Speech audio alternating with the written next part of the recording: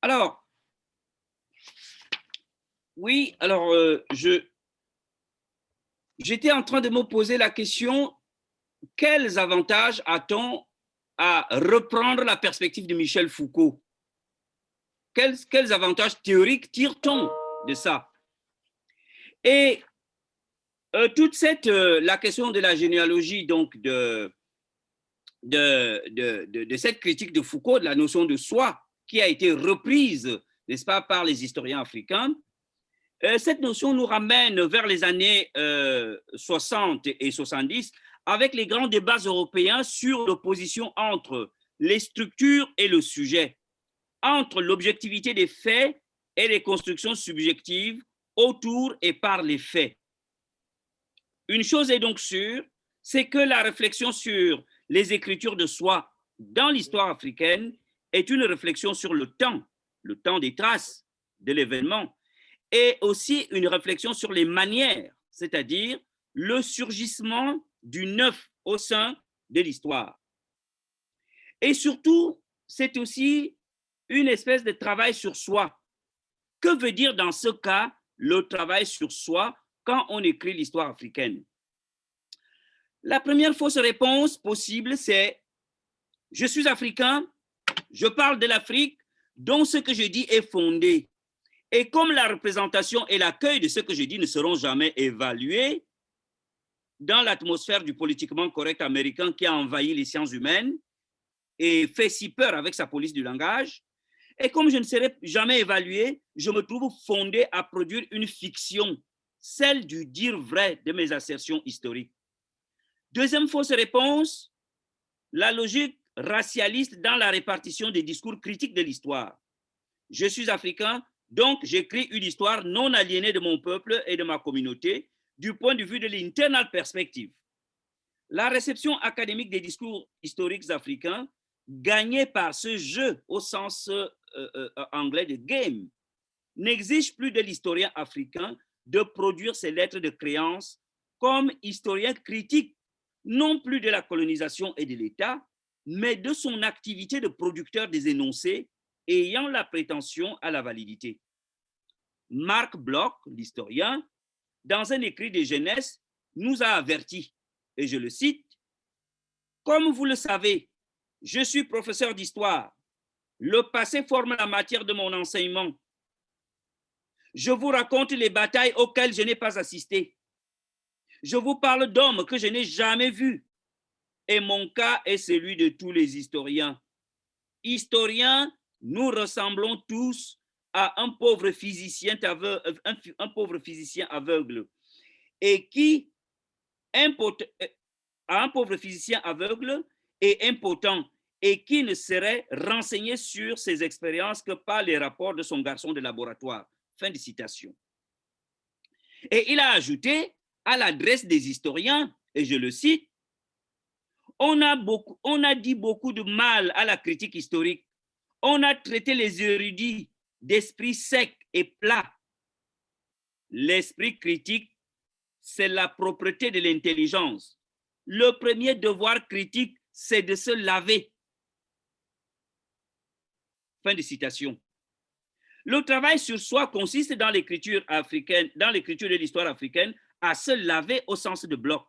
Se laver du style d'écriture de l'histoire discrètement imposé par les organisations qui, justement, organisent l'histoire africaine. Car derrière ces organisations se trouvent, je cite ici l'UNESCO, car derrière ces organisations se trouvent des États membres. Et l'écriture de l'histoire, sous la surveillance des États, des organisations non gouvernementales et des églises, mérite aussi d'être mise en question. Ce travail critique doit se faire sur la longue durée, comme le dirait Brodel. Au centre des multiples débats incluant l'anthropologie, la métaphysique, la politique, l'économie, l'archéologie et les religions, l'écriture de l'histoire africaine est encadrée depuis le XXe siècle par deux phénomènes, la colonisation et son antithèse, la décolonisation. Et si nous mettons en perspective les paradigmes, les styles, les thèmes prioritaires de l'écriture de cette histoire, nous retrouvons ces multiples acteurs. Premier acteur, les historiens occidentaux qui écrivent sur l'histoire africaine. Deuxième type d'acteurs, les missionnaires qui y déploient leur activité. Troisième type d'acteurs, les organisations internationales comme l'UNESCO et les fondations. Et quatrième type d'acteurs, c'est les philosophes et les sociologues africains qui y puisent l'illustration de leurs idées. Tout c'est le plus souvent joué dans le cadre qui préformait les débats, les énoncés, les reprises, les rétrospections et les énervements. Souvent, inconsciemment, à la remorque de l'histoire coloniale qu'elles combattent pourtant, certaines tendances de cette historiographie africaine ont simplement adopté le vieil évolutionnisme du 19e siècle européen qui avait parfois justifié la colonisation. L'histoire africaine, écrite par ces tendances, par certaines tendances de l'écriture de l'histoire africaine, emprunte souvent implicitement la notion d'évolution, de progrès, qui prend la figure d'un concept mal défini qu'on a appelé le développement. On étudie l'histoire africaine pour montrer à travers l'organisation sociale, politique et religieuse que l'Afrique, elle aussi, n'est pas en retard comme les colonialismes et les néo-racismes le croient. On prend comme figure tutélaire Tombouctou et on l'évalue à travers la périodisation européenne. On dit sans sourciller, c'était la capitale intellectuelle africaine au Moyen Âge. On analyse aussi l'histoire africaine pour critiquer la colonisation et ses avatars, l'État et ses montages, les religions et leur transmission, le langage et ses stéréotypes, la mémoire et ses raccourcis. Et aujourd'hui, avec le mouvement de décolonialité, l'on procède à une décolonisation des domaines du savoir en Afrique. Reprendre l'histoire africaine du point de vue de la longue durée, au sens de Braudel, consiste d'abord à faire comprendre que l'Afrique a existé avant et pendant la colonisation et la décolonisation, et que la compréhension de l'Afrique, qui renferme les moments coloniaux et décoloniaux, ne s'y réduit pas. La longue durée de l'histoire africaine a ensuite un rapport avec la notion de complexité. C'est une histoire complexe. Et comme le rappelait le philosophe allemand Walter Benjamin, quand il traitait du temps messianique, il disait « Le temps historique est infini dans toutes les directions et non rempli à chaque instant. » C'est cette idée de complexité qui doit être explorée pour la recherche de l'histoire africaine, afin d'échapper au piège du tout colonial et du tout décolonial.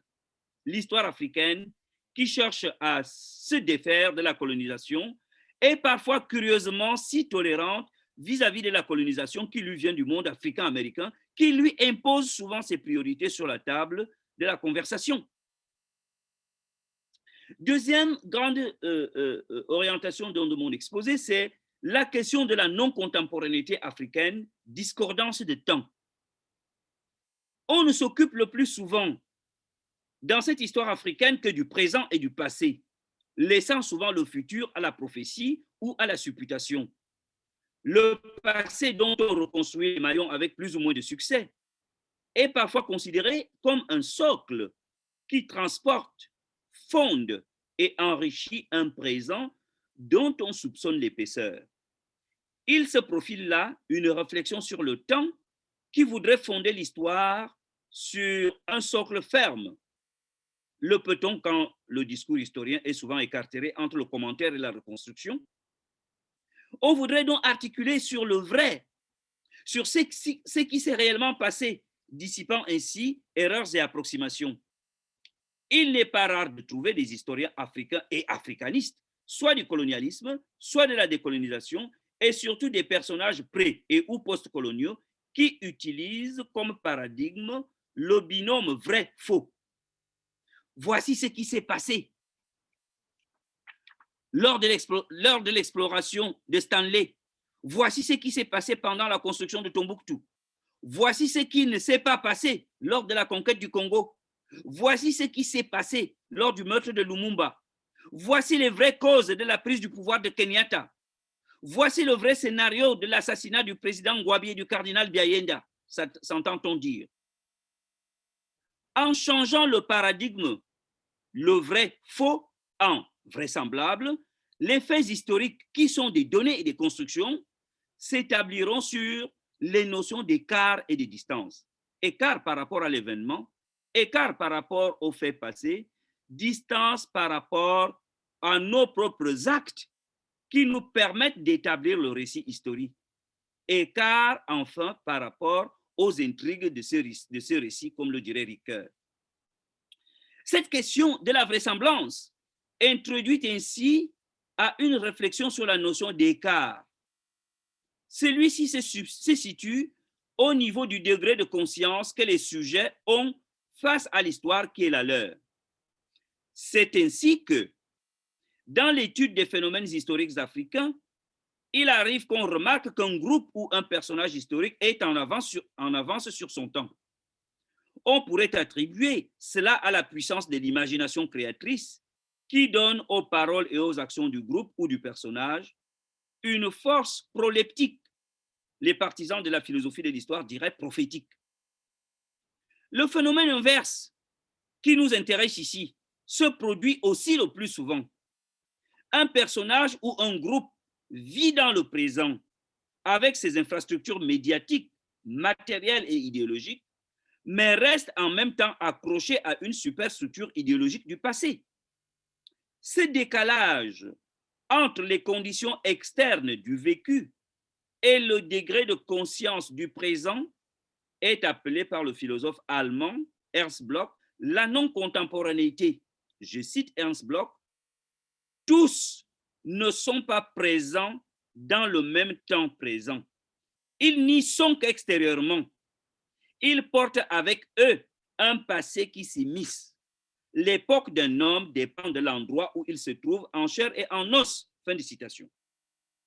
La non-contemporanéité ne veut pas dire que les individus, sujets ou acteurs de l'histoire, ne doivent pas avoir une relation avec le passé. Elle n'implique pas qu'il n'y ait pas de rétention des éléments du passé, ou même l'absence de translation entre les rétentions et, comme le dirait Husserl, les protensions. Mais quand le passé devient trop déterminant et aveuglant, on pourrait alors, dans cette perspective de Bloch, parler de la non-contemporanéité. Le décalage entre ce que l'on vit et ce à quoi la conscience reste accrochée est justement cette non-contemporanéité génératrice de nostalgie. Ernst Bloch donne l'exemple de ces jeunes de l'Allemagne des années 1930 qui, bien que vivant le présent avec la technologie, restaient accrochés à un passé désuet. Et je cite Bloch, « La jeunesse qui n'est pas au diapason du temps présent, dans son aridité, retourne le plus souvent en arrière. » Fin de citation. Et Bloch explique ainsi comment en Allemagne, malgré l'avancement technologique, la jeunesse a vite suivi les mythologies entretenues par le nazisme. Comment se conjugue aujourd'hui la non-contemporanéité africaine? Et comment l'historien pourrait-il l'appréhender? D'abord, on pourrait observer aujourd'hui en Afrique un décalage entre les proclamations scientifiques, politiques, économiques et philosophiques des élites et jeunes et les pratiques qui sous-tendent leur vécu.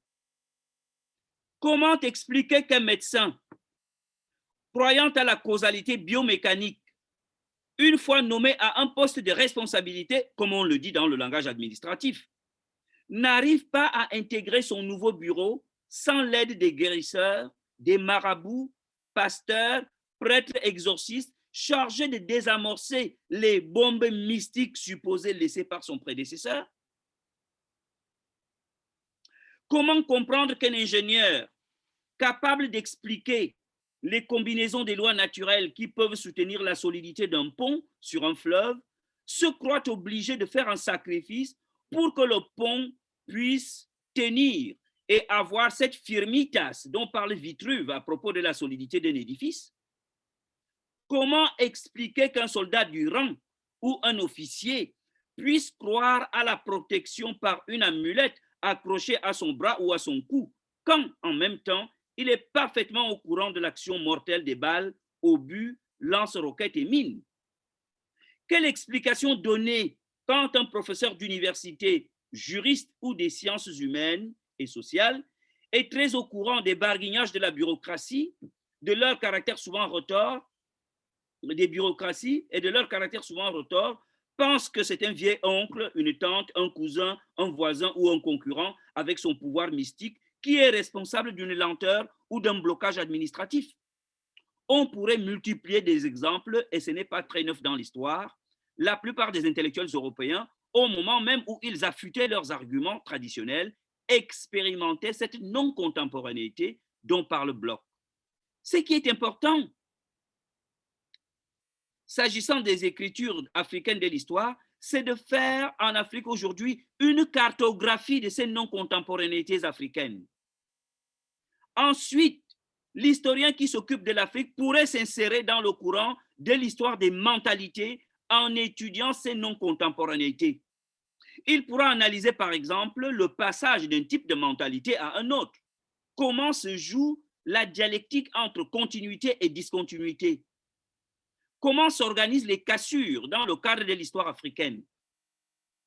Passe-t-on d'un type de mentalité à un autre avec la multiplication des autoroutes, des universités, des lycées, des chaînes de télévision, des inaugurations et commémorations, des publications et des dédicaces? Ou alors ce passage se fait-il avec l'irruption dans l'espace à peine public des intellectuels et des leaders d'opinion aussi bavards que narcissiques? Qu'est-ce qui, dans une mentalité et à une époque donnée, relève du non assimilable, du non prévisible, de cet insignifiant qui est toujours en fuite? C'est donc un travail anthropologique dont l'historien africain ou africaniste ne doit pas faire l'économie. Enfin, nous allons parler justement, puisqu'on parle de l'histoire, la question du patrimoine, restitution des objets d'art africains et la perte de l'aura, comme dirait Benjamin. Une grande question vient d'être posée à l'histoire africaine, à savoir celle de la conservation ou de la transmission de la mémoire africaine. L'oralité est convoquée pour marquer de son sceau et de sa fragilité en pointillé une mémoire et une histoire africaine. Les récits se conjuguent au pluriel en croisant le passé et ses trous avec le présent et sa vitesse insaisissable. À la suite de l'oralité viennent les techniques de support de cette mémoire et histoire africaine. Les religions et les États, à leur tour, construisent aussi cette mémoire africaine.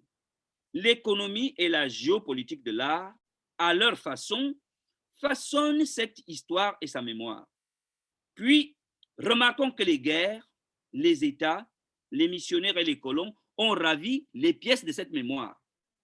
Cette fêlure de la mémoire africaine demandait une réparation sous forme, selon les cas, d'indemnisation et ou de restitution de ces objets.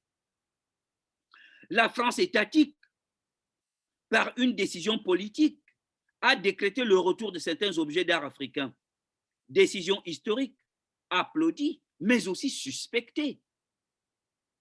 On fit des rapports sur ce coup d'éclat du prince et les discussions portèrent sur les questions de management et d'intendance.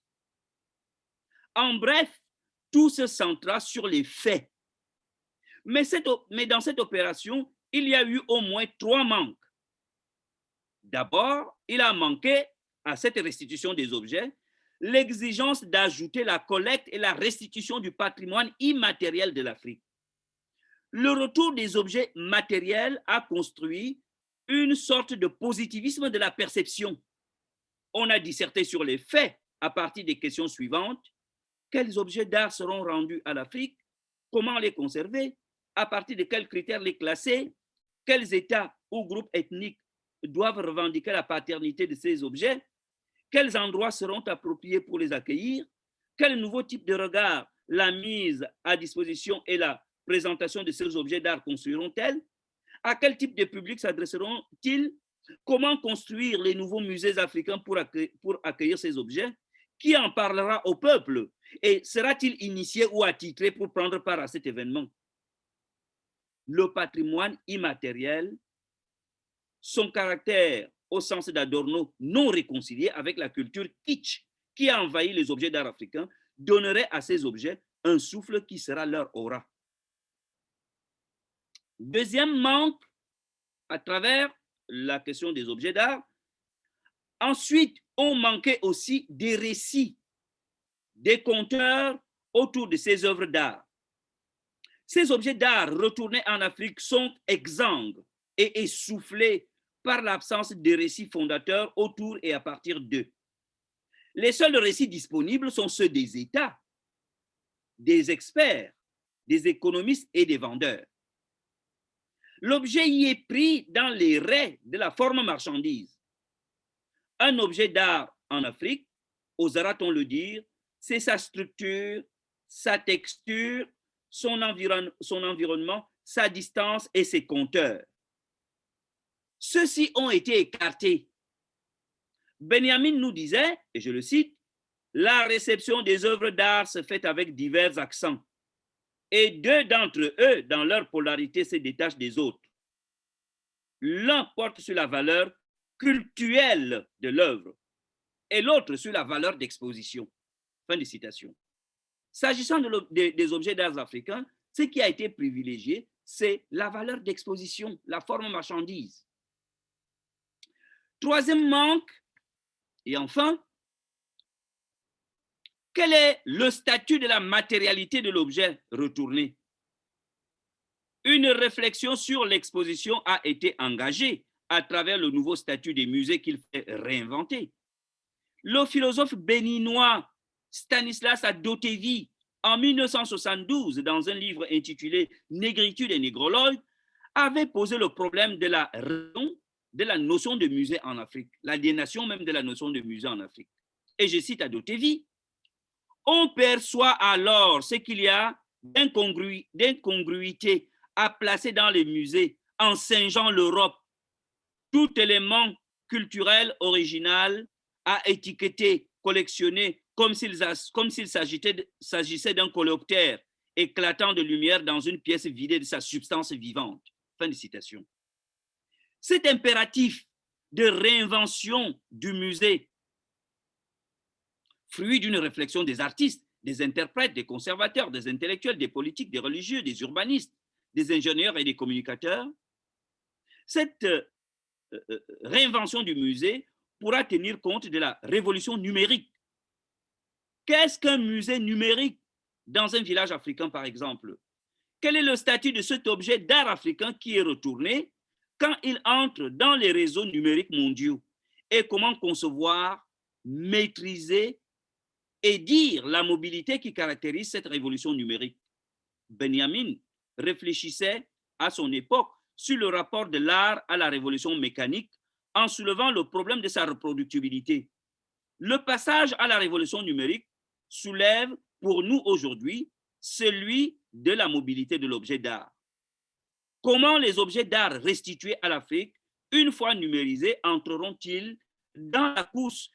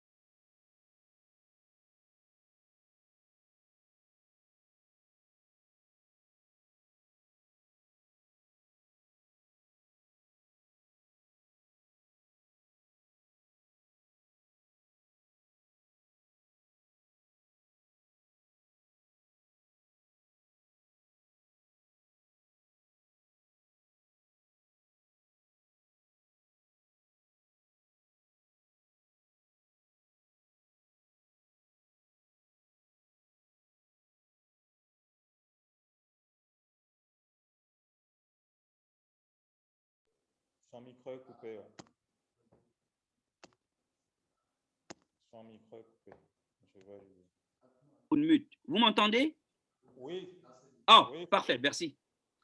Alors, j'étais en train de conclure justement mon exposé en me posant la question, s'agissant de l'histoire africaine, qui organise? Question que posait Michel de Certeau.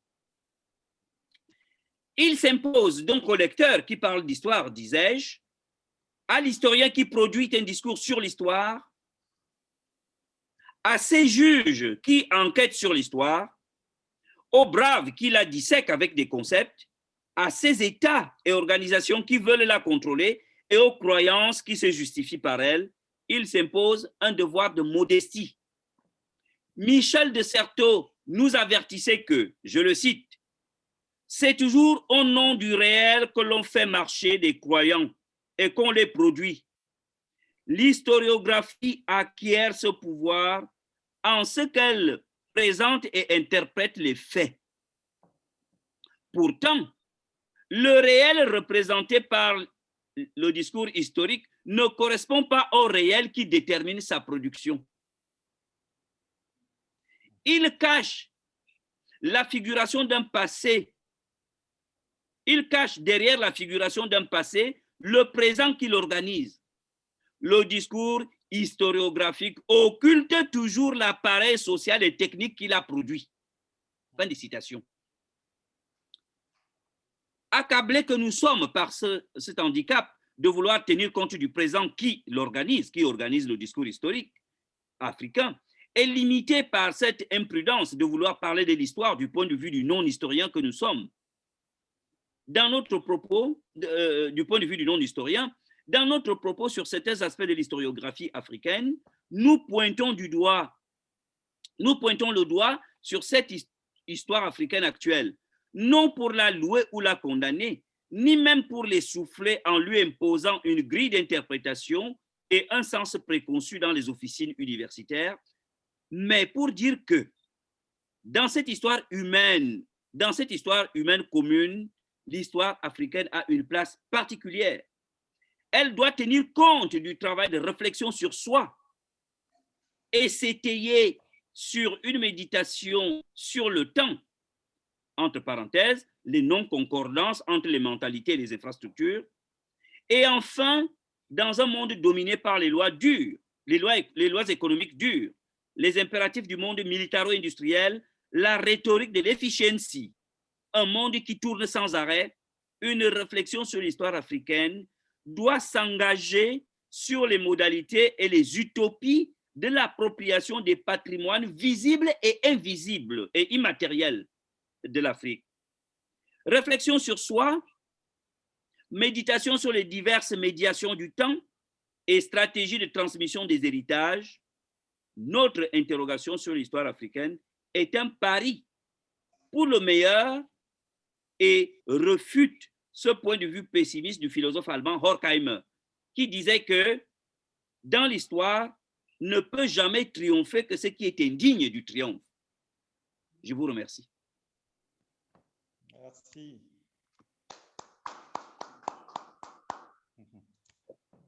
J'ai le micro. Merci.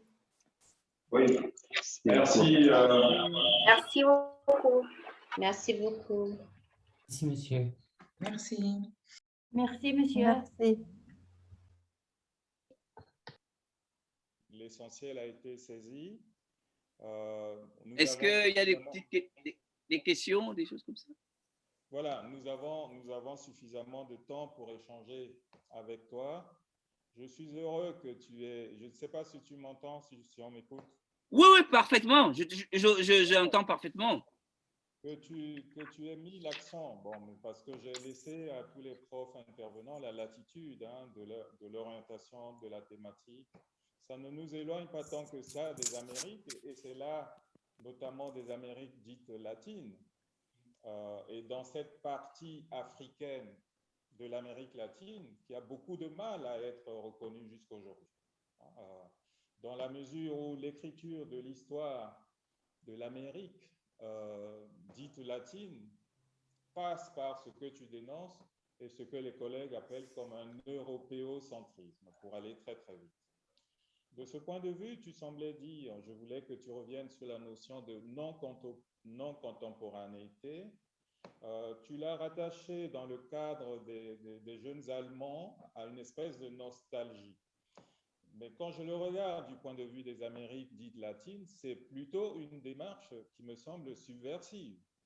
Parce que c'est cette non-contemporanéité qui justement va interroger les bases et les fondements de cette histoire dite officielle qu'on est en train d'enseigner par les institutions dont tu as parlé et dont on retrouve les traces, si tu veux, aussi dans les manuels scolaires, dans les manuels d'histoire, dans les formes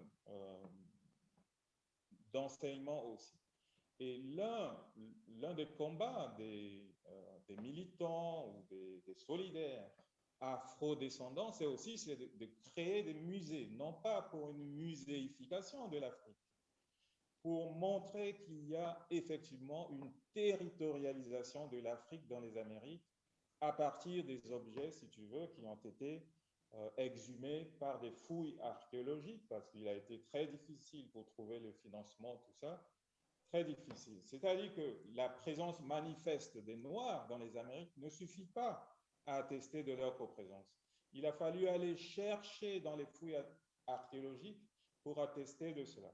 Mais je vois qu'il y a avec nous une collègue qui interviendra aussi, Madame Josiane Afrita, qui s'intéresse à ces questions-là. Donc, ma question, c'est est-ce qu'il n'y a pas aussi dans la non-contemporanéité une dimension subversive et pas que contemplative ou mélancolique? Ça, c'est ma première question. La deuxième, je te la livre. Quel rapport on peut établir entre la non-contemporanéité et ce qu'on dénonce en ce moment comme le présentisme, les historiens, le présentisme, l'impérialisme du présentisme, du temps présent, l'impérialisme du temps présent, dans la mesure où finalement, tu le montres si bien, le présent n'est qu'une construction, c'est un composite, ce n'est pas le temps calendaire, si tu veux. Voilà les deux questions que je voulais te poser pour... voilà. Merci. Très bien. Alors, je réponds donc au fur et à mesure. La première question est, à mon avis, essentielle. Essentielle parce que la notion de non-contemporanéité, je n'ai livré qu'un aspect. C'est un peu comme le dirait Derrida et les autres philosophes, c'est comme un pharmacone. Le pharmacone était ce breuvage qui était à la fois, à une certaine dose, ça devient un remède. À une autre dose, ça devient un poison. C'est comme ça la notion de non-contemporanéité. Elle peut devenir une notion complètement nostalgique, rétrograde, mais aussi, comme tu le dis si bien, c'est aussi une notion subversive, de ne pas être noyé dans le grand récit officiel, grand récit économique, grand récit politique. Donc, de faire, justement, c'est une notion qui produit des écarts. Et c'est ce qui est très intéressant dans la non-contemporanéité, c'est qu'elle peut produire à la fois le bon et le mauvais. Le bon, dans ce sens que quand on est dans une culture, et d'ailleurs ça rejoint la deuxième question, quand on est dans un présent qui vous assaille, s'écarter, ce que Michel Serres appelle introduire un parasite, soit dans le corps. Et c'est ça qui, à mon avis, est très important. Alors, la notion de présent est une notion terrible. Bon, il y a des sociologues qui parlent de ça, mais moi, je vais parler du point de vue de ce que je sais un peu plus, les philosophes. La notion du présent est terrible. Quand on prend, par exemple, quelqu'un comme Saint-Augustin, il dit, on ne peut pas définir le présent. Il dit, c'est quelque chose d'inimaginable. Dire même que les gens doivent, l'urgence du présent, le présent est tellement fuyant. Saint-Augustin dit, je ne peux pas parler du passé qui n'existe plus. Je ne peux pas parler de l'avenir qui n'est pas encore là. Quant au présent, il est sans étendue. Et donc, le présent est justement cette espèce de déchirure qu'il y a. Et le présentisme comme idéologie.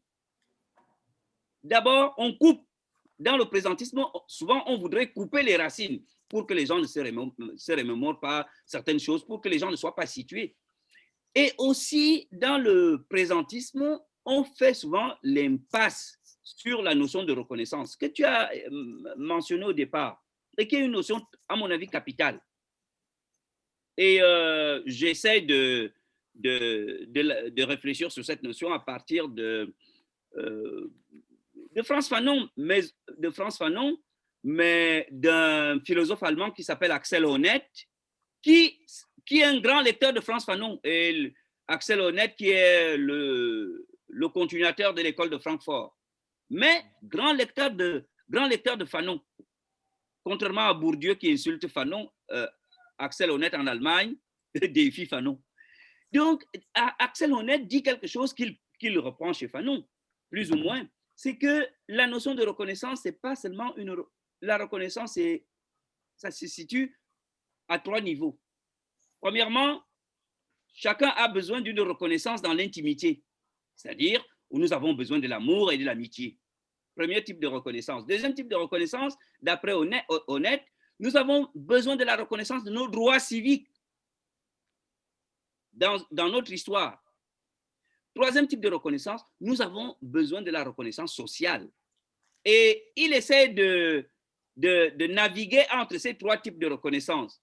Il dit, prenons par exemple quelqu'un qui a l'amour et de l'amitié, mais s'il lui manque les droits civiques, s'il vit dans un état dictatorial, avec le racisme et tout, s'il lui manque ça, il va se retrouver très, très mal. Vous pouvez aussi avoir la reconnaissance sociale. Vous êtes un très grand médecin, on reconnaît vos droits, mais vous n'avez ni l'amitié ni l'amour. Et Axel Honneth dit qu'il y aura un problème. Donc, pour que notre présent puisse être quelque chose de valable et de significatif, ce n'est pas uniquement s'adapter au présent, mais à mon avis, c'est de conjuguer ces 3 types de reconnaissance. Reconnaissance de l'intimité, reconnaissance des droits civiques et puis la reconnaissance sociale. Donc voilà. Alors, pour répondre avec un paquet à ta question, c'est que le pharmacone, la non-contemporanéité est comme le pharmacone. Souvent, ça peut jouer un rôle complètement réactionnaire, comme ça se passe en Afrique. Mais dans le capitalisme et dans la consommation, ça peut aussi jouer, n'est-ce pas, le rôle d'écart et de décalage. Décalage qui est critique, justement. Voilà, je ne sais pas si j'y réponds. Merci beaucoup, professeur. Je laisse la parole aux séminaristes s'il y a des questions. Profitez-en, ce n'est pas souvent que le professeur Bidima est accessible.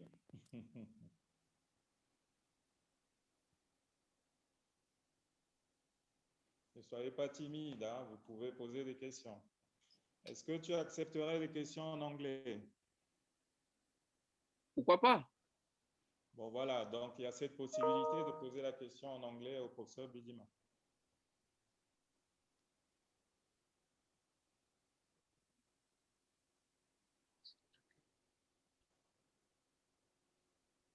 Moi, j'ai une question. Oui, allez-y, je vous en prie. Par rapport aux objets qu'on remettait au... C'est Sarah. La question est posée par qui? C'est Sarah. Sarah? Oui. Ok, très bien. Par rapport aux objets que les anciennes colonies remettaient aux pays d'Afrique, ça se passait d'un commun accord ou on forçait un peu la main aux anciennes colonies de remettre? Il y a 1000 histoires dans cette affaire-là. Mais ce que je sais, c'est qu'il y a eu dernièrement le président de la République françoise, M. Macron, qui a dit oui, nous allons restituer certains objets. Oui, bon. Alors, il y a des gens qui ont des mauvaises pensées, des pensées très basses, des pensées qui ne s'élèvent pas au niveau de la réflexion du responsable de la République. Donc, ils se sont dit, mais oui, on retourne les objets d'art, mais est-ce qu'on nous a jamais dit combien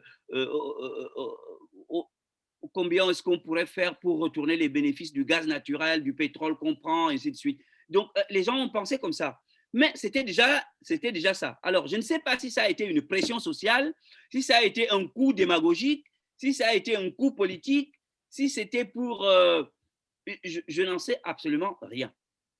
Mais si vous allez au musée, il y a un musée,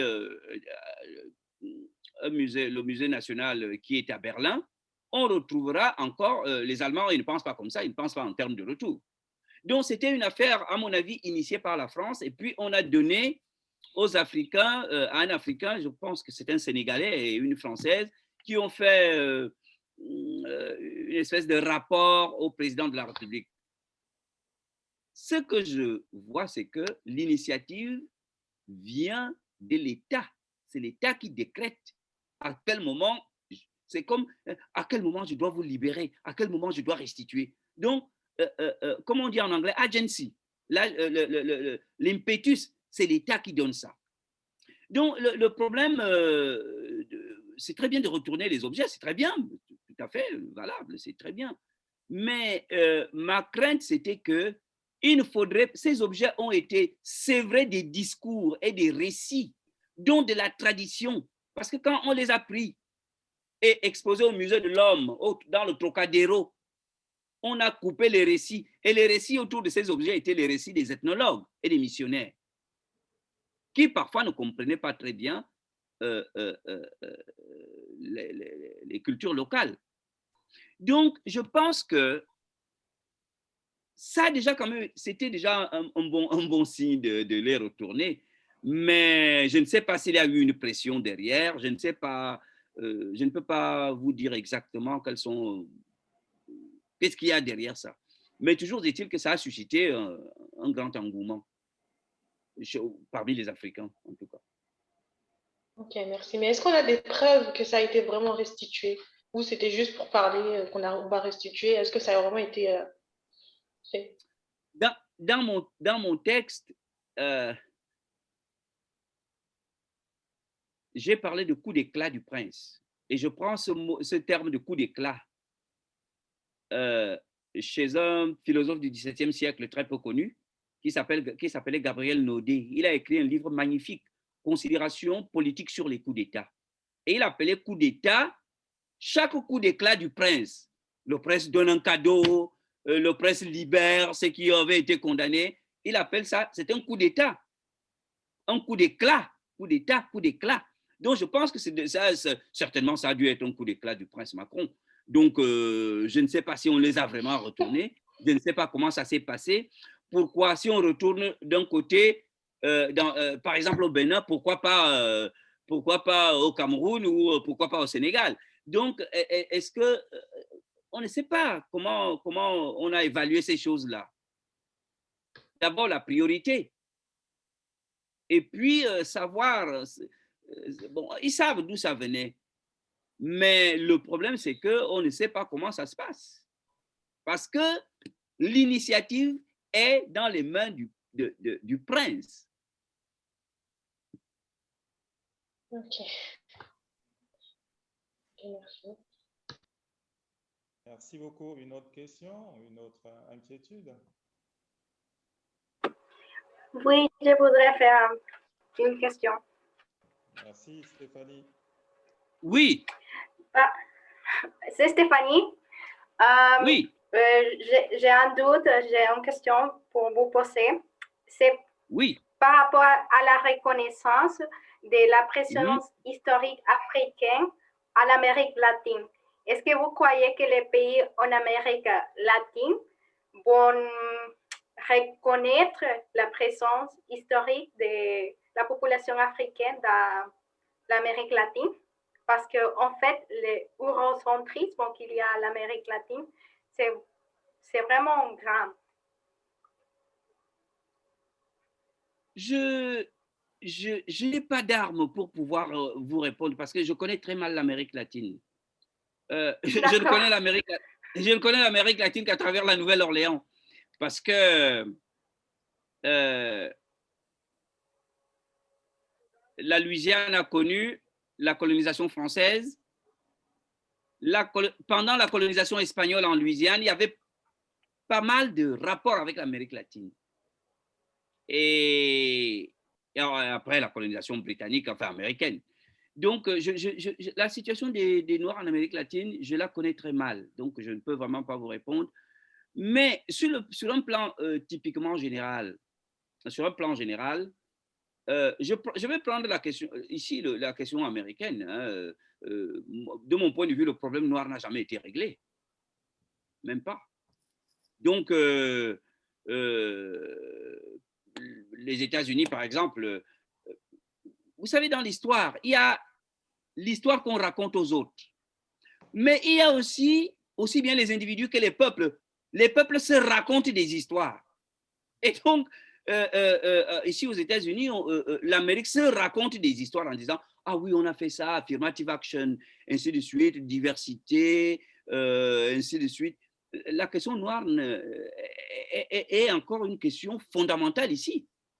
Malheureusement, on ne la pose que quand il y a une crise. On tue M. Floyd, en ce moment-là, ça ressurgit. Mais quand il n'y a pas de crise, c'est comme s'il n'y avait pas de problème. Ce qui est intéressant dans l'écriture de l'histoire, de mon point de vue, c'est de voir tout le temps la notion de complexité. Quand on vous dit ça a été réglé, il faudrait dire il y a encore des choses très complexes qui sont derrière. Donc, c'est cette attitude du soupçon, cette attitude critique, cette attitude d'écart vis-à-vis du discours officiel, que ce soit le discours officiel étatique ou le discours officiel académique. De mon point de vue, c'est ça. Donc, je suis désolé, je ne connais pas la situation en Amérique latine, mais si je me base sur la situation ici aux États-Unis, je dirais que la question noire est toujours en train d'être posée. Y aura-t-il des solutions? Je n'en sais rien. Merci. Merci beaucoup. Donc, moi, je ne connais pas tout à fait ce qui se passe en Amérique latine en général, mais par rapport à mon pays, donc la question de reconnaître la présence africaine, c'est comme une espèce de marketing publicitaire touriste, pas comme une espèce de reconnaissance, une vraie reconnaissance. Donc, parce que dans les manuels d'histoire de mon pays, il faut écarter l'histoire des colonies ou des anciens esclaves noirs. Parce qu'en fait, on peut s'éloigner de ça. Mais par rapport à l'Amérique latine, ce que je sais, c'est à partir de mon pays. Excusez-moi, votre pays, c'est votre pays, c'est lequel? Honduras. Le Honduras.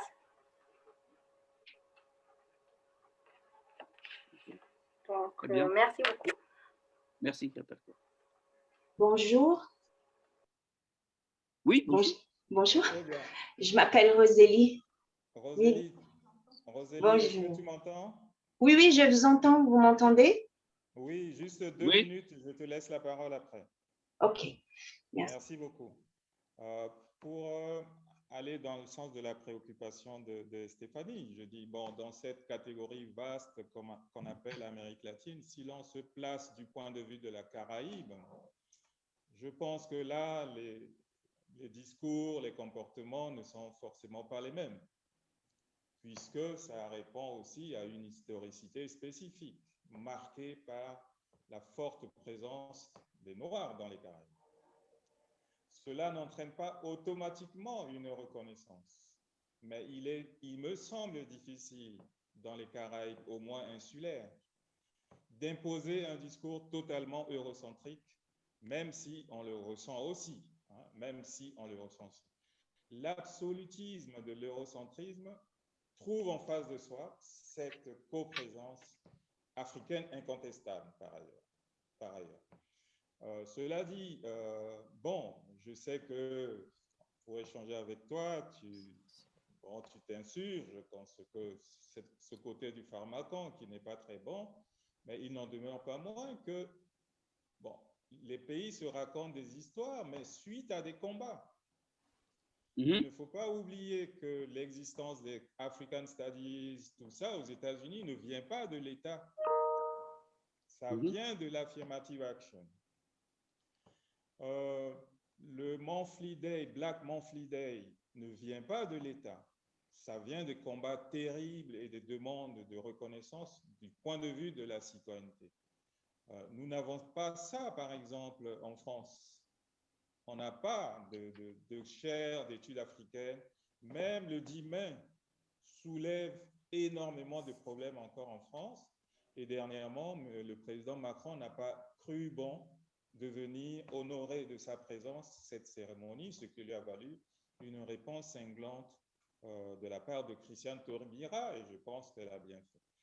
Bon, du côté du Brésil aussi, il y a des combats. Il y a Lula, par exemple, qui va imposer, on peut discuter de la pertinence, que l'école brésilienne, et je pense que Rosalie pourra mieux parler de ça que moi ou d'autres collègues, puisse aussi insérer dans les programmes d'enseignement l'histoire de l'Afrique, mais aussi l'histoire des Afro-Brésiliens.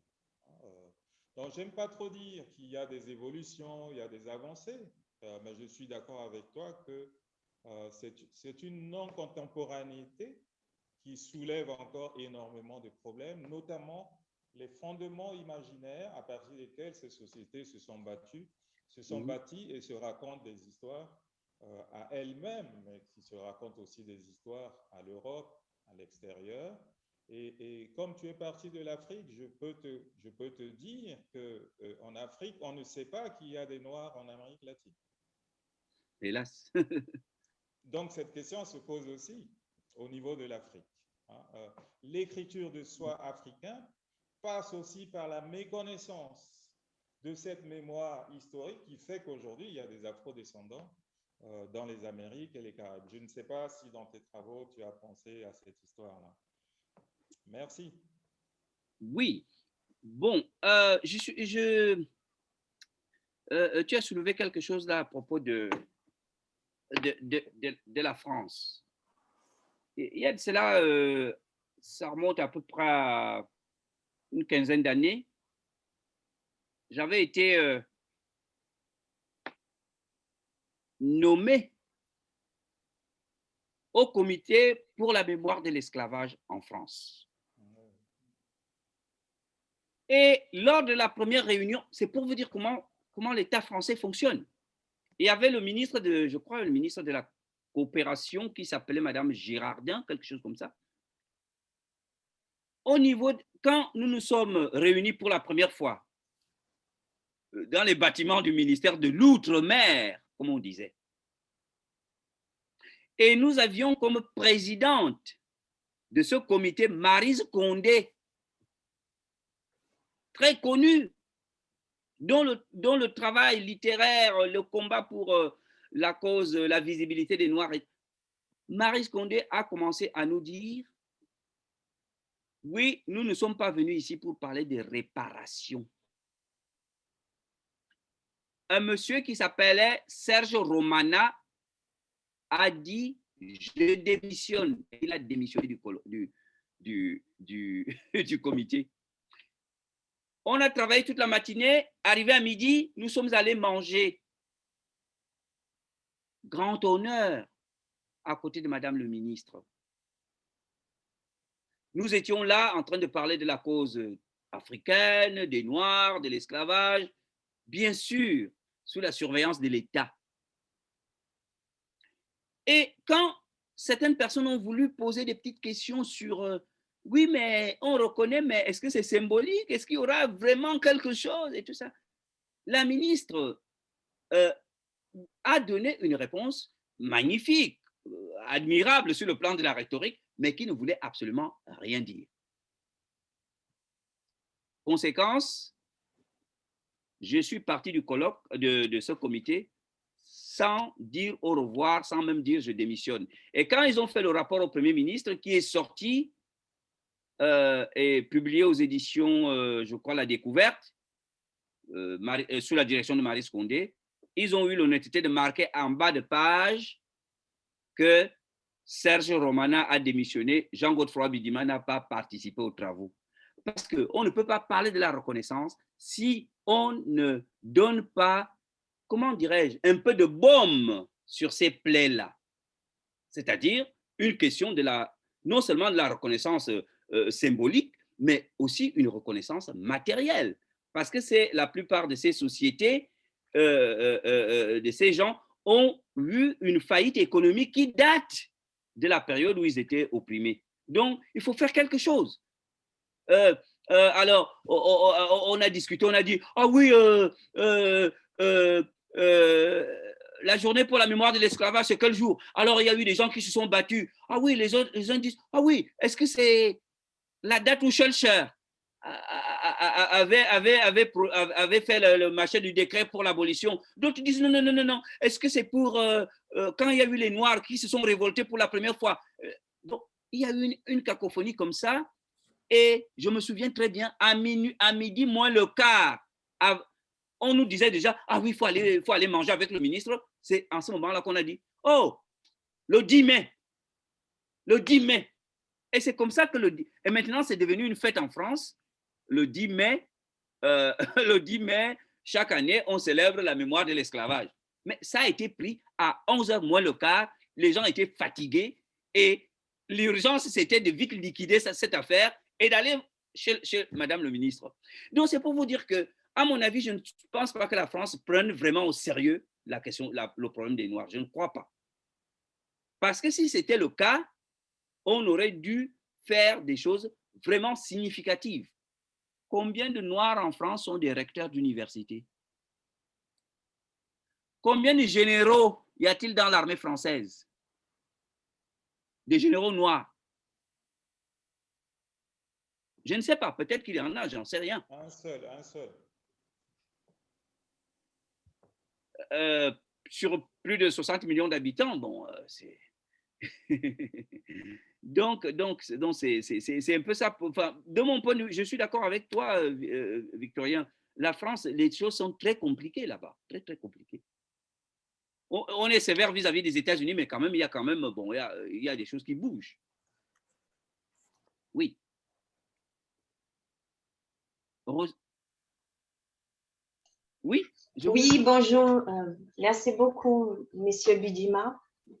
J'avais une question, en fait, c'était plutôt une remarque, mais peut-être pour continuer aussi dans le même sens que le professeur Lavou, parce que vous avez parlé à un moment donné du politiquement correct, déjà au début de votre intervention, et du fait que quelqu'un qui était africain et qui pourrait faire une recherche n'allait pas être tout de suite classé comme en étant une véritable, non, comme en étant détenteur de la vérité historique du fait d'être africain, et donc de ce politiquement correct qui peut-être entrerait dans les politiques identitaires entre guillemets aujourd'hui.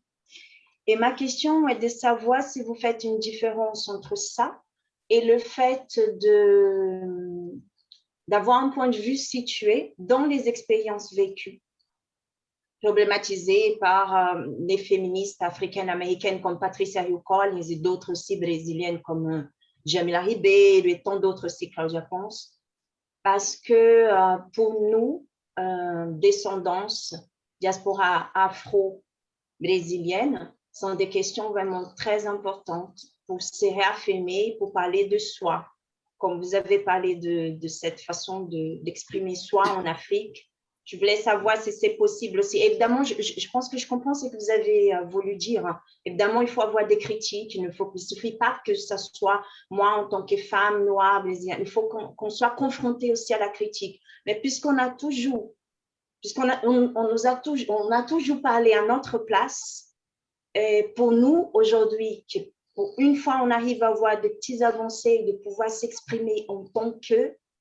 Donc, c'est important pour nous de s'affirmer, d'affirmer, en tout cas pour moi, un point de vue situé et basé aussi dans nos expériences vécues. Merci. Voilà. Oui, alors, très bonne question. Ce que je voulais exprimer, ce n'était pas que les Africains ne doivent pas, ou les Africaines, ou les Noirs des diasporas ne doivent pas s'exprimer. C'est un point de vue fondamental. Ce n'est pas parce qu'on parle de soi-même ou bien parce qu'on parle de sa propre expérience qu'on est transparent à sa propre expérience. C'est-à-dire qu'il faudrait que, pour éviter aussi l'absolutisation de notre propre discours, qui deviendra aussi un nouveau dogme, comme les dogmes qu'on nous a imposés, la critique de l'autre doit aussi être une critique de soi. La réflexion, c'est quoi? La réflexion est d'abord un terme physique, au sens optique du terme. C'est-à-dire qu'on lutte contre notre propre image. D'ailleurs, le langage que nous parlons, souvent, même pour nous libérer, c'est souvent un langage qui est déjà un langage emprunté, le plus souvent. Donc, ce que j'ai voulu dire, ce n'est pas qu'elles ne peuvent pas exprimer leur expérience vécue. Au contraire, justement, il faut montrer que cette expérience elle-même peut être plurielle. En disant ce que je vous dis là, je vous le dis dans un temps bien donné. Mais je ne prétends pas faire des dogmes. Parce qu'il y a aussi cette tendance-là. Je vais vous prendre un exemple. Il y a un livre qui a été publié aux États-Unis qui s'intitule Afrocentricity, Afrocentricité, qui est un livre publié par quelqu'un qui est d'ailleurs très connu, qui s'appelle Molefi Kete Asante,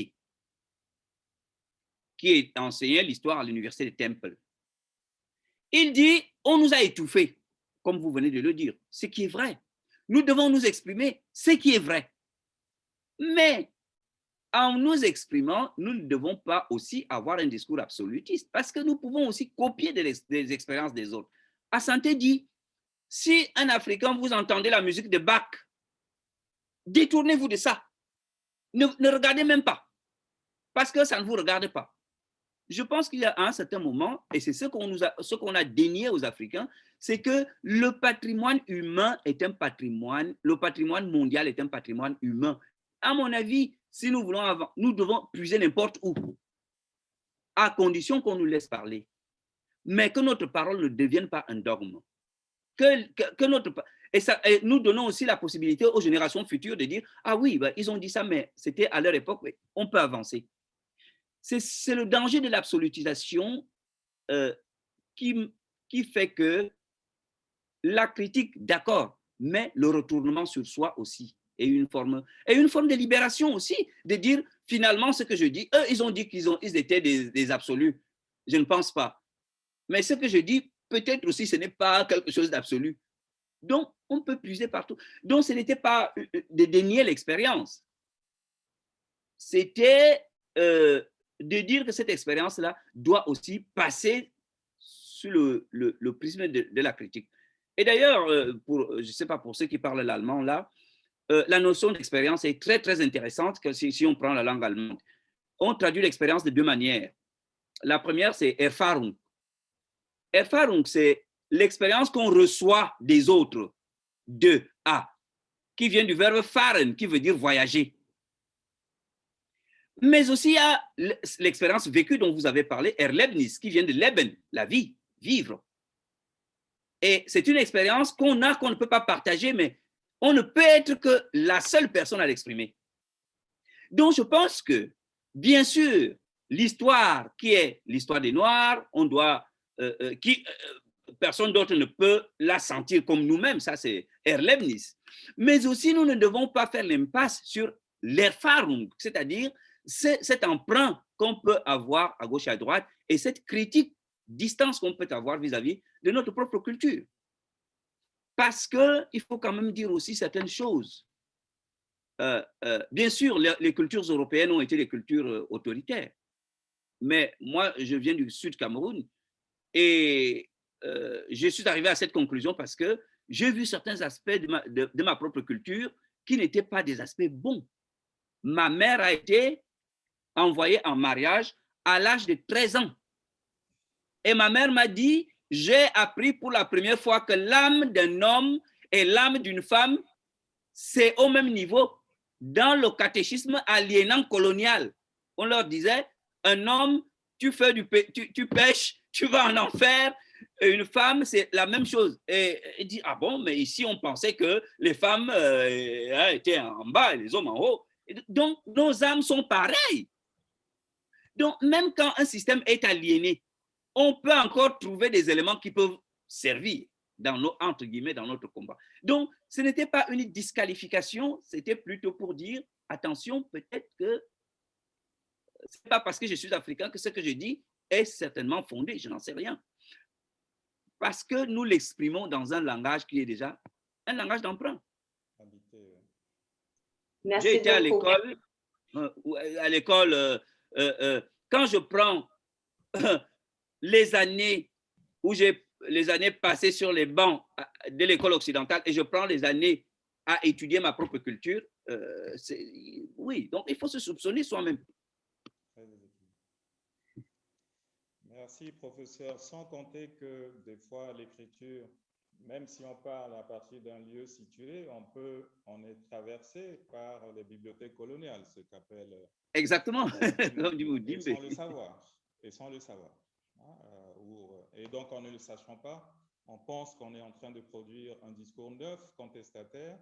En réalité, on est en train de restituer un discours déjà prononcé par la colonie, mais qu'on ne sait pas. Donc, la grande question, c'est comment se laver de ces formes d'écriture. Et comment est-ce qu'on dit, par exemple, dans ta langue, l'éthique et la probité, en sango, en miéné, en mondo, dans les langues africaines. Parce que cette catégorie-là, il me semble qu'elles sont piégeuses aussi, d'une certaine façon. Exactement. Ouais, et là, tu soulèves vraiment un problème fondamental, la question des langues africaines et notre rapport au monde à partir de la langue. C'est vraiment un problème fondamental parce que les catégories ne sont pas les mêmes.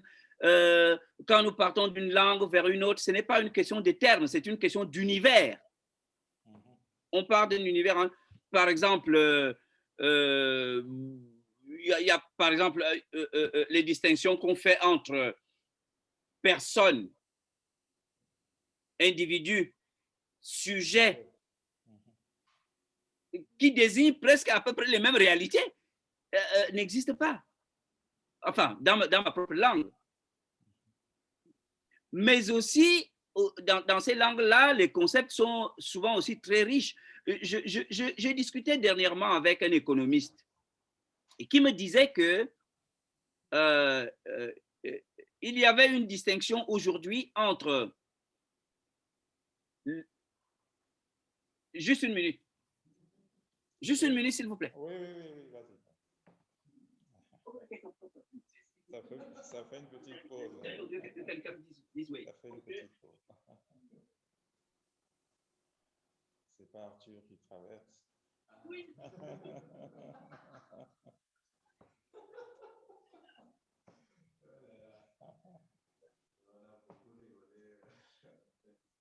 Oui, c'est vrai.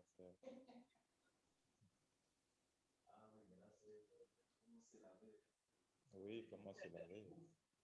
C'est une complication, pas possible.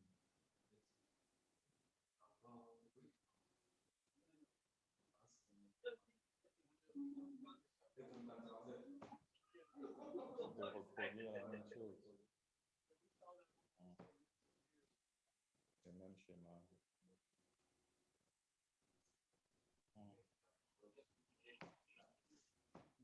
C'est ça. Professeur Josiane est là ou est-ce qu'on peut lui écrire ou pas? Et Kobia Rosely, est-ce que tu peux écrire à professeur Josiane? Ce serait bien qu'elle intervienne sur la question des musées. Oui, bien sûr, je le ferai. Merci beaucoup. Okay. Merci, chers collègues. Merci beaucoup. No, it's okay. No, everything's okay. It was just one issue. Yeah. Thank you. Have a good day. Like I said, our office will be in contact with you. Elle est là, oui, elle vient de répondre. Ah, c'est Roselyne. Ah, d'accord, ok.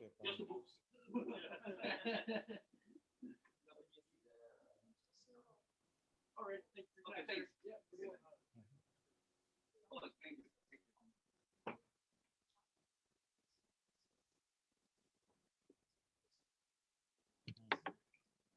Yeah. Je m'excuse, j'ai eu des ouvriers qui viennent regarder les dommages causés par Aïda. Je t'en prie. Tu parlais des deux catégories dans l'économie actuellement, je pense. Oui, alors on me disait que avec l'organisation de l'économie capitaliste, les gens ne travaillent plus. Les gens ne veulent pas du travail, ils veulent un emploi. Dans l'emploi, on fait semblant de travailler, mais on s'ennuie. Et on fait le travail très mal. Parce que la notion de travail, d'après ce que me disait cet économiste, la notion de travail implique derrière la notion de soin. Et alors, quand j'essaie de réfléchir, je dis comment dit-on travailler en langue béti du Sud Cameroun, qui est aussi une langue qui va au sud Cameroun, on appelle ça le béti, mais au nord du Gabon et en Guinée équatoriale, on appelle ça le fan. C'est la même langue. C'est un peu comme le québécois et le français de France. Comment dit-on travailler dans la langue béti? Dans la langue béti, il n'y a un seul verbe pour dire travailler. On dit sier. Et le même verbe veut aussi dire prendre soin d'eux. Donc, le travail dans la conception de ces gens-là impliquait déjà non pas l'emploi, mais le soin. Si vous dites en langue béti à quelqu'un, je vais vous soigner, c'est le même, on ne peut pas savoir si c'est je vais travailler pour vous ou bien je vais vous soigner. Donc, la notion même de travail est liée à la notion de soin et non pas au mercenariat avec un salaire. Donc, je pense que un travail à refaire sur nos propres langues, sur nos propres anthropologies. Aujourd'hui, autre chose que je trouve une chose très, très intéressante, les recherches sur l'écologie. La plupart des grands penseurs de l'écologie aujourd'hui en France, Philippe Descola au Collège de France, Bruno Latour, tous disent que nous devons retrouver l'alliance que nous avions avec le cosmos, l'alliance avec la Terre, l'alliance avec la nature. Mais cette affaire-là, dans la plupart des traditions africaines, on trouve ça. Mais c'est l'Occident qui est venu avec la coupure sujet-objet, hein, avec le sujet qui est là pour dominer l'objet. Mais aujourd'hui, les mêmes Occidentaux reviennent à des conceptions qui étaient qualifiées d'animistes, qui étaient qualifiées de magiques, en disant qu'il y a une alliance entre un homme et son environnement, ce qui l'entoure. Donc, je crois que le rapport que nous avons à nos traditions, bien sûr, nous devons tout le temps, toujours prendre un peu de recul en se posant des questions de manière critique, mais nous devons aussi le prendre trop au sérieux. Parce que, comme je le disais, l'histoire de l'Afrique a existé, pour ne parler que de l'Afrique, avant la colonisation, et probablement survivra après. Donc c'est à peu près ça. Merci. Je laisse la parole aux séminaristes. Profitez, hein, je répète que ce n'est pas souvent qu'on a le professeur Bidima. Vous ne savez pas la chance que vous avez de le voir dans toute sa modestie, là. Allez-y, profitez. Peut-être Jason en attendant que les collègues... S'il vous plaît, je pourrais juste vous demander la conclusion d'une question. Vous savez comment c'est coupé et après, je n'ai pas eu la fin, s'il vous plaît. À un moment donné, vous avez dit comment les objets d'art restitués, une fois numérisés, rentreront-ils dans la course? Et là, je n'ai pas la fin parce que c'était le moment où c'est coupé. Et, disons que ça rentrera dans la course actuelle, hein, vous savez, dans le numérique. La question du numérique est très importante aussi pour les objets d'art. Parce que le numérique n'est pas une personne. Donc, si on fait des musées numériques, comment est-ce que nous allons envisager ces objets-là avec l'hypothèque du numérique? Parce qu'on doit aussi penser notre culture avec ce défi du numérique. Donc, c'est ce que je voulais dire. Et comment on pourrait prendre, je pensais que c'était dans le sens de prendre en compte l'aspect, par exemple, de l'art du sacré. Je pensais, je ne sais pas si vous avez vu les spectacles, le vol du Boli. C'est ce que justement, vous faites bien de le dire, c'est justement ce que je disais, c'est que l'aspect cultuel des objets d'art, pas seulement le culte aux dieux, mais toutes les narrations qui sont autour. On ne peut pas prendre un objet, on le coupe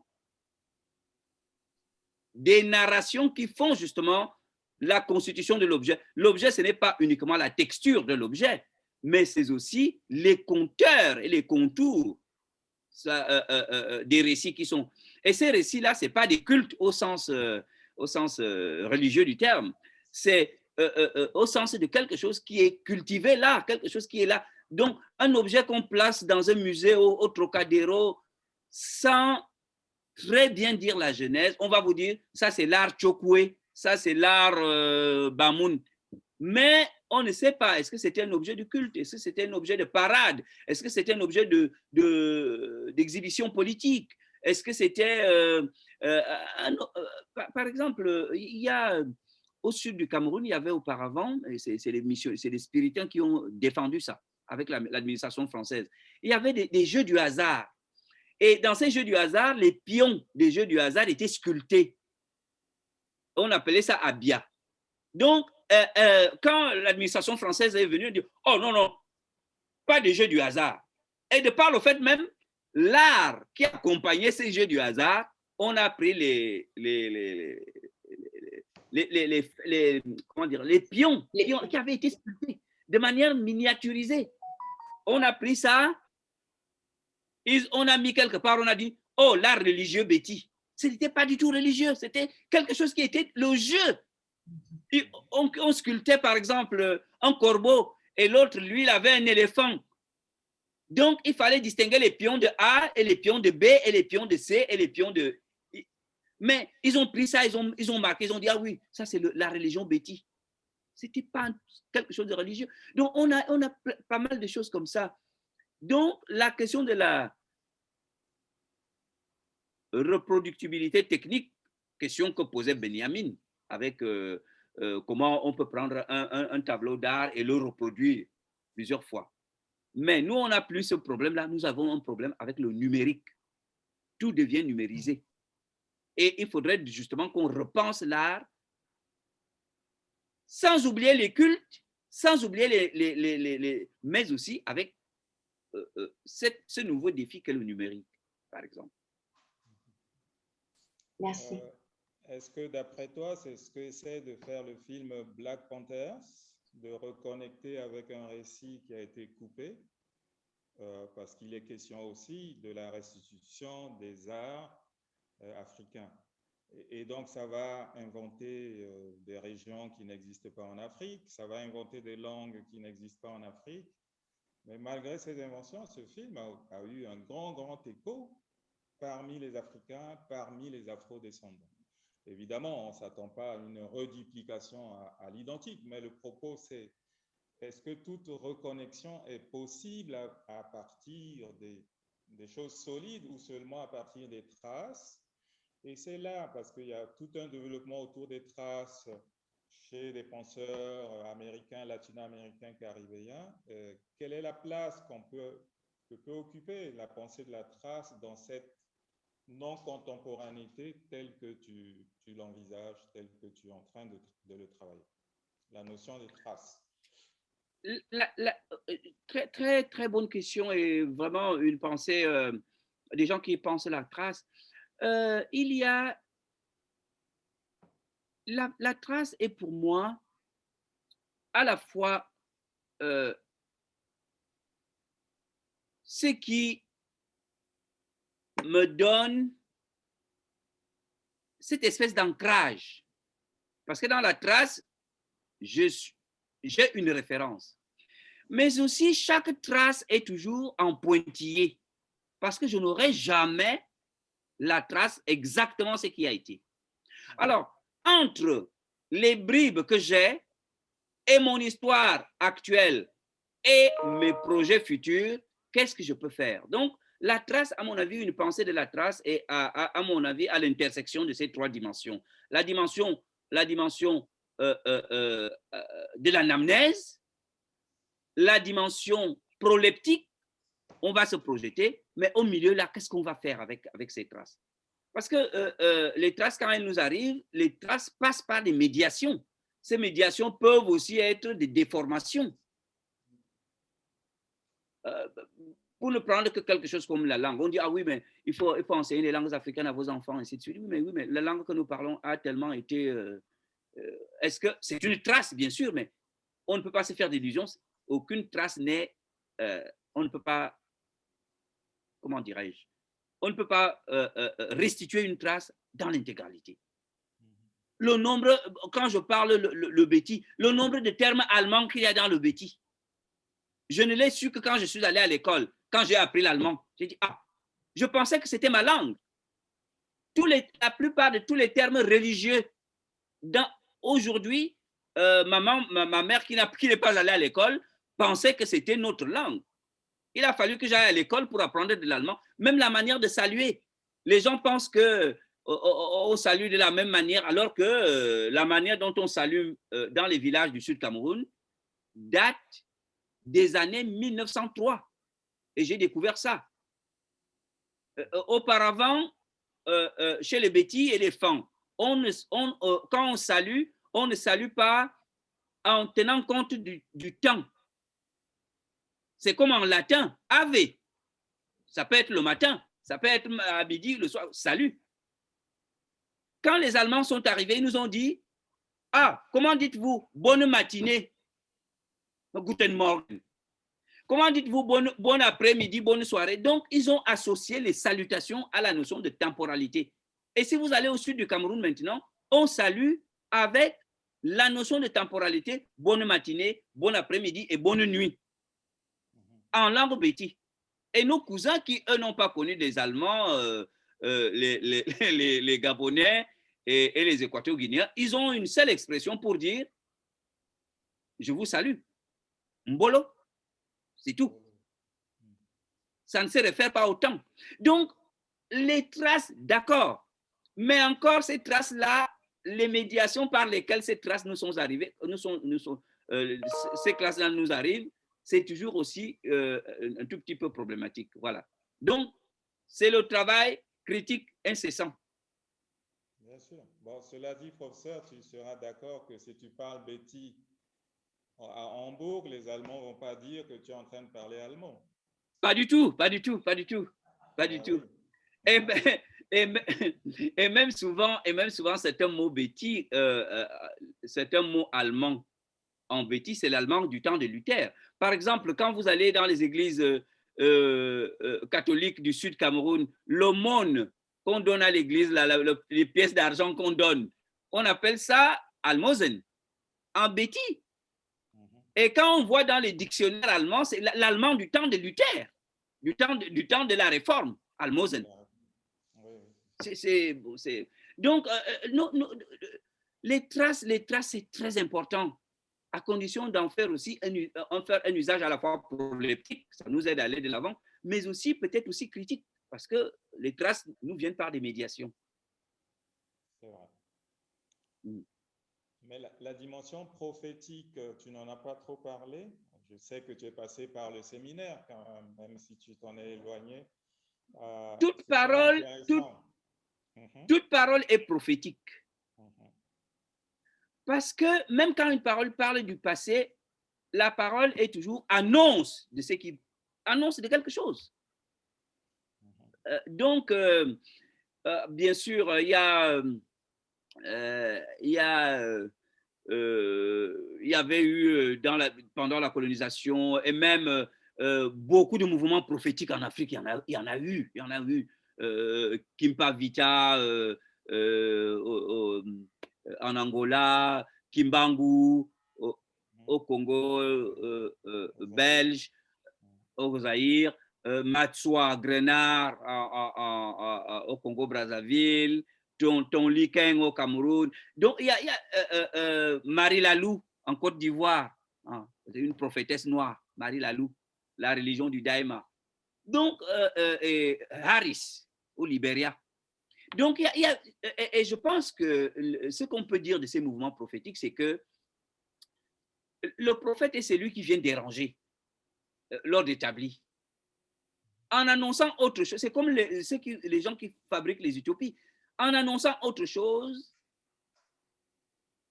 on ruine le charme des choses présentes. C'est-à-dire que les choses présentes vont vous dire « Ah oui, nous sommes toute la vérité, ainsi de suite, en indiquant ce qui va arriver ou non, on est en train de faire implicitement la critique de l'ordre établi. Donc, les prophètes, d'ailleurs, quand on lit l'histoire biblique, les prophètes ont toujours été des subversifs et ils ont souvent été mis à mort par les pouvoirs et tout ça. Donc, la dimension prophétique, malheureusement, cette dimension-là a été kidnappée en Afrique aujourd'hui par toutes sortes de mouvements évangéliques, les intégrismes musulmans qui annoncent la bonne nouvelle. Voilà. D'accord. Bon, professeur, je sais que tu as un cours qui arrive. J'ai un cours dans 10 minutes. J'ai juste une dernière question à te poser. Enfin, une réflexion qu'on peut se faire, tout le monde, parce qu'on est pris dans cette coupure temporelle entre le présent, le passé et le futur. Est-ce que, d'après toi, la non-contemporanéité vient consolider cette coupure ou est-ce qu'elle permet, c'est comme un écart qu'elle introduit dans cette coupure, elle permet de réfléchir différemment? La critique que je peux faire à Ernst Bloch, c'est que il a cru que le fait de vivre dans une situation présente et de rester accroché, il a cru que c'était des positions stables. Les mêmes jeunes Allemands qui s'étaient engagés dans le nazisme, souvent après, ils sont partis. En se disant, donc les positions ne sont pas très, très stables. Donc, à mon avis, la non-contemporanéité est à la fois coupure et prolongement. Il y a un terme hegelien qui veut dire le Aufhebung, qui veut dire on supprime une chose tout en la conservant. Par exemple, la graine qu'on met par terre, la graine est supprimée pour devenir l'arbre, pour devenir, n'est-ce pas, l'herbe. Mais cet herbe-là conserve la possibilité du fruit. Donc, c'est cette espèce de mouvement, comme dit Hegel, le mouvement d'assomption qui est à la fois suppression et conservation. C'est comme ça. Le fruit est supprimé par l'arbre, mais l'arbre contient le fruit, le même fruit qui va encore à la fois être supprimé, mais contenir quelque chose. Et à mon avis, c'est comme ça que nous devons voir la non-contemporanéité, pas comme des positions stables, comme le voulait Ernst Bloch. Parce que les gens évoluent. Quelqu'un m'a parlé de l'expérience. L'expérience elle-même enseigne aux gens, n'est-ce pas, enseigne aux gens de changer. Donc, il y a une mobilité. C'est cette mobilité-là, à mon avis, qui est importante. Bien, ben, je te remercie beaucoup. Je remercie aussi. Je remercie l'assistance et puis ça a été un plaisir pour moi de pouvoir partager avec vous. Voilà. Juste si tu m'envoies les références bibliographiques que tu as mobilisées, je les ferai suivre aux différents séminaires. Oui, j'ai beaucoup travaillé avec Bloch, Benjamin. Je vais envoyer ça. Très bien. D'accord, merci beaucoup. Bonne journée. À bientôt et merci. Merci. Au revoir. Merci, au revoir. Merci beaucoup. Merci, au revoir. Merci, au revoir. Merci, au revoir. Au revoir. Alors, leave meeting. Prof Josiane Afreita Miranda qui est avec nous aujourd'hui, c'est elle qui nous parlera depuis le Brésil, toujours en Zoom, sur le sujet qu'elle nous proposera. Donc, pour les séminaristes, suivre, nous accompagner, vous êtes les bienvenus